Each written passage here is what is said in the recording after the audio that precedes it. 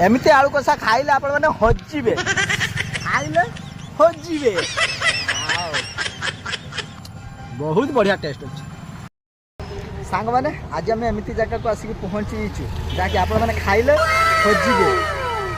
चलतु आपण मान देखा आज आम आसिक पहुँच बालेश्वर संध्या बेलटार बालेश्वर मोतीगंज पाखे ये आप बिक्री होची देखी पार्थिबे आलू कषा भोगनी दहीबरा बिना प्याज रे तैयारी होची